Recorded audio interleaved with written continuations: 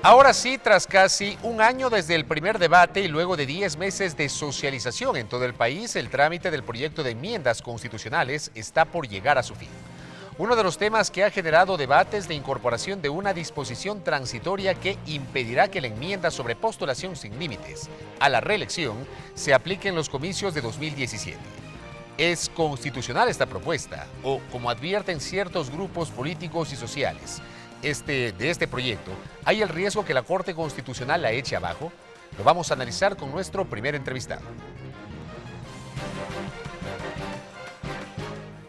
Stalin Raza, doctor en jurisprudencia, especializado en Derecho Constitucional, catedrático universitario, ex asesor de la Corte Constitucional. Doctor, bienvenido a la televisión legislativa. Muchas gracias, buenas noches. Para iniciar, me hago eco de la pregunta planteada en la presentación de esta entrevista. ¿Es constitucional o no el haber incluido, al menos ya en este informe para segundo debate, esta disposición transitoria? A mí me parece que la transitoria incluida no afecta en el fondo ninguno de los parámetros establecidos en el dictamen de la Corte Constitucional. Dado que la disposición transitoria lo único que hace es suspender la entrada en vigor, la entrada en vigencia de la enmienda constitucional que se ha sugerido por la Comisión al Pleno que sea aprobada. De manera que en el fondo a mí no me parece que contradiga ni los principios fundamentales del Estado de Derecho, ni el dictamen que la Corte Constitucional ha dicho que es constitucional plantearlo de esa manera la reelección. Digamos que como se ha planteado, el texto de la disposición transitoria no altera aquella propuesta original que fue calificada, analizada primero y luego calificada por la Corte Constitucional respecto de lo que significa la reelección o la postulación para reelegirse. No, porque la propuesta queda intacta. Lo que se ha hecho es diferir su entrada en vigencia. Entonces a mí no me parece que en el fondo hayan problemas de constitucionalidad. ¿Y en cuanto a la forma? En cuanto a la forma, concedo sí que podrían haber interpretaciones que digan que esta propuesta de transitoria, el diferir la entrada en vigor de la enmienda, no fue tratada con el procedimiento que dice la Constitución, es decir, en 2 debates, mediando entre ambos debates 12 meses de lapso. Entonces me parece que esa sí podría ser una objeción que pueda recibir la Corte Constitucional y que eventualmente la Corte Constitucional pueda decir que efectivamente se vulneró el tema de forma. Y ese en efecto ha sido el argumento que han expresado varios legisladores de oposición, me refiero, respecto de que no ha sido debatido, ha sido algo que se ha incluido ya para el final, para este segundo debate. Sí, esa ha sido alguna de las expresiones de las preocupaciones que tienen los legisladores y también algunos juristas. A mí me parece que es un tema bastante debatible y como es debatible, finalmente las decisiones la van a tomar los jueces con carácter definitivo, entonces pienso que hay razones, hay argumentos que sí podrían abonar a este problema de forma de la enmienda. Tendremos que ver qué dice posteriormente la Corte Constitucional si se le pone a conocimiento de la Corte una objeción de esa naturaleza. Sobre todo cuando hay una frase, usted que es abogado, una frase que muchas veces se escucha, donde hay 2 abogados hay 3 criterios diferentes. A propósito de lo que señala, podría haber diferentes interpretaciones entre especialistas en la materia respecto a este tema. Y de hecho todas las interpretaciones son plausibles. Hay interpretaciones válidas desde el lado de quienes opinan que hay problemas de fondo. Habrá interpretaciones válidas del lado de quienes sostengan que no existen tampoco problemas de fondo, dado que no es más que diferir la entrada en vigencia de una norma, de una enmienda que ya fue autorizada, fue avalada de alguna manera en su procedimiento por la Corte Constitucional.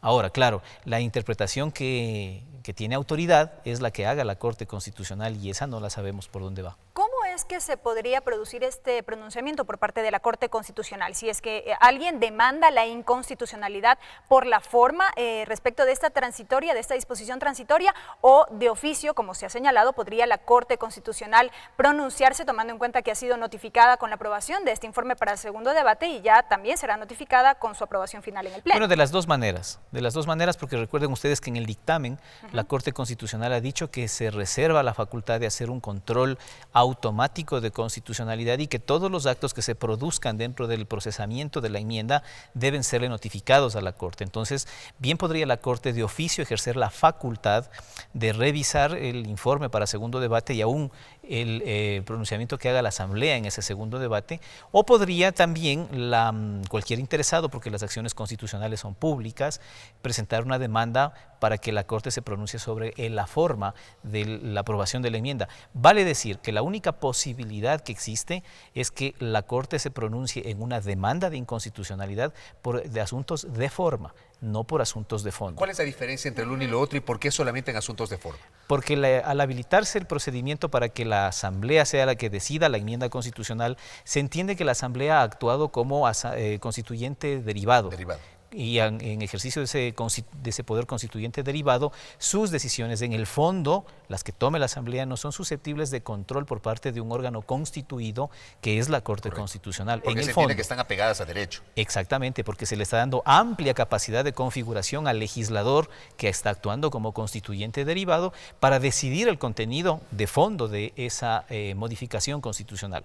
Ahora, en cuanto al procedimiento, la propia Constitución ahí sí habilita para que la Corte Constitucional haga un control posterior, pero solamente en temas de forma. Justamente ahí es donde podrían presentarse las objeciones. Ahora, desde el punto de vista de quienes tienen la suspicacia de que esto sea una estrategia para poder impedir posteriormente que la transitoria entre en vigencia y que se aplique, el consejo que yo les daría es entonces que se abstengan masivamente de presentar demandas de inconstitucionalidad por la forma.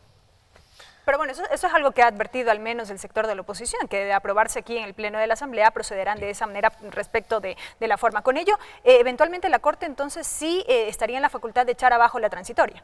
Si la Corte decide que ha habido vicios de forma, sí.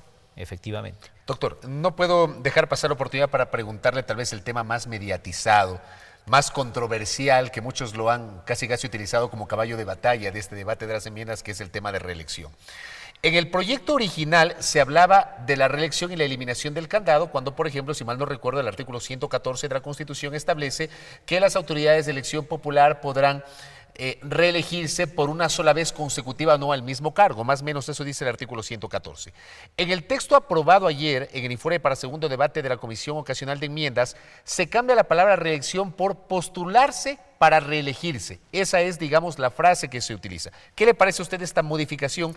Que puede sonar gramatical, pero que de alguna manera da cuenta, digamos, de la postura que han asumido los legisladores y los proponentes de este proyecto de enmiendas durante este año de socialización, que la reelección no garantiza digamos que la presencia de un candidato no garantiza su reelección automática, sino que tiene que postularse primero para buscar la reelección. Yo comprendo el pronunciamiento político, comprendo el alcance de hacer este cambio de sentido, de querer dotarle de un sentido diferente a la propuesta, pero en la realidad y desde el punto de vista jurídico estrictamente, la postulación es para la reelección, y así lo aclara incluso el informe para segundo debate. La postulación es para la reelección. La norma constitucional lo que está regulando es la posibilidad de que los funcionarios de elección popular se postulen a una reelección. O sea, el fondo de lo que se está regulando aquí efectivamente es la reelección. Decir que el fondo es la postulación es, utilizando una expresión que leí en el propio informe, es un epifenómeno de aquello que es lo fundamental, lo central, que es la reelección. Me parece que comprensible desde el punto de vista del discurso, del sentido político que se le quiere dar a la propuesta, pero no es otra cosa que regular el tema de la reelección. Por supuesto, para reelegirse hay que postularse. Pero es un paso previo, nada más una condición sine qua non para la reelección es que alguien se postule para ella. Pero lo que tenemos que regular en el fondo, y esto hay que empezar a sincerarlo ya en el debate público, es que se está estableciendo la posibilidad de una reelección indefinida, consecutiva, de aquí a futuro, y que se ha hecho esta transitoria para postergar esa alternativa. Veamos ahora qué dice la Asamblea, el Pleno de la Asamblea. Doctor, gracias por el tiempo. Muy Muchas generoso. gracias. El doctor Stalin Raza, constitucionalista, con una valoración respecto de este informe para segundo debate del proyecto de enmiendas constitucionales.